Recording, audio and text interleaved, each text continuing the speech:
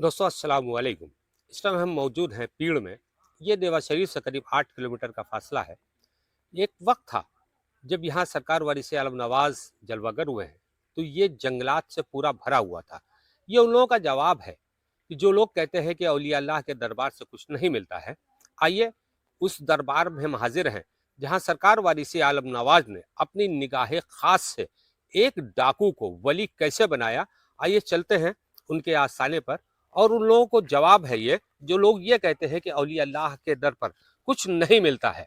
आइए आपको लेके चलते हैं हम खुदा बख्शा के मज़ार पर।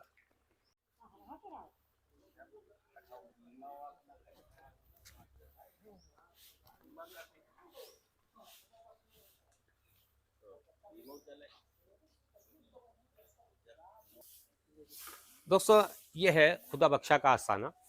एक वक्त था जो सरकार वारिस आलम नवाज जलवागर थे, तो ये जंगलात से भरा हुआ था। मैंने अभी अभी आपको इस बात की वो कराई है कि जंगल था। तो सरकार वारिस आलम नवाज से लोगों ने कहा कि हुजूर एक पीड़ का जंगल है जिसमें खुदा बख्शा डाकू रहते हैं, जो भी वहां से निकलता है वो उसे लूट लेते हैं।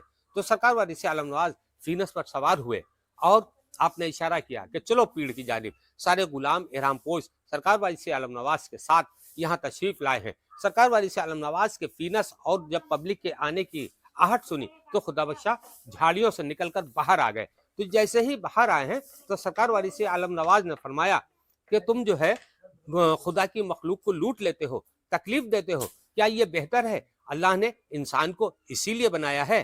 तो खुदा बख्शा फरमाते हैं कि हुजूर जब खाने कमाने का कोई जरिया नहीं है तो यही जरिया माश हमने बना लिया। तो सरकार ने अपने आसा से एक दायरा खींचा जहां पर यह आस्थाना मौजूद है। ये दायरा खींचा, फरमाया खुदा बख्शा अब इससे बाहर नहीं जाना, अब इससे बाहर नहीं जाना। लेकिन कुर्बान उस गुलाम के जिसने अपने पीर की इताअत के लिए 18 साल का वक्फा इसी दायरे में गुजार दिया। जो सरकार वारिस आलम नवाज यहाँ से जाने लगे तो खुदा बख्शा कहते हैं कि हुजूर आप जा तो रहे हैं, मेरे खाने पीने का इंतजाम कैसे होगा?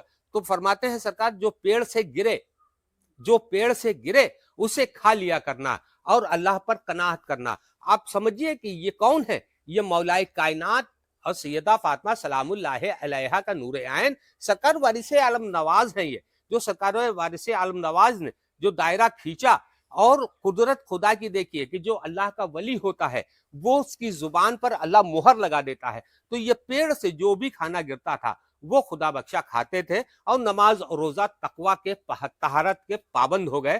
तो जब सरकार जाने लगे तो खुदा बख्शा कहते हैं कि हुजूर मुझे तो यहाँ कैद करके जा रहे हो, लेकिन जब मेरा आखिरी वक्त हो तब चले आना।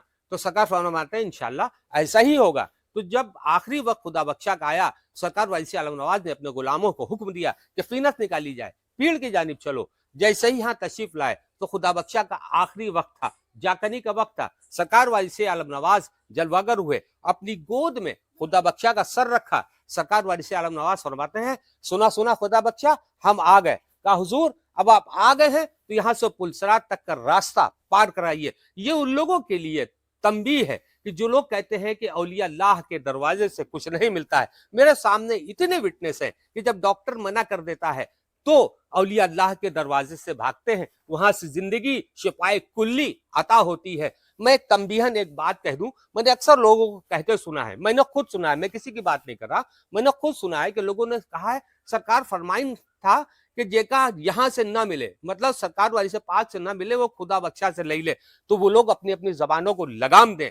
क्यों? क्योंकि सरकार वारिस आलम नवाज समंदर है, करम का समंदर है। जो शख्स सरकार वारिस आलम नवाज समंदर से नहीं ले सका वो दरिया से क्या ले सकता है? लिहाजा ऐसे जुमले मुंह खोलने से पहले सोच लिया करें, क्योंकि ये बात मेरे पीर वारिस कुल की तौहीन करती है कि जिसे वहां से ना मिले वो खुदा बख्शा से ले ले। सरकार वारिस आलम नवाज शहंशाहों के शहंशाह हैं, वो शहंशाहों के सर पर ताज रखते हैं। मेरा शहंशाह वारिस कुल वो शहंशाह है जिसकी ठोकरों में दुनिया के ताज तड़पते हैं। अस्सलामु अलैकुम।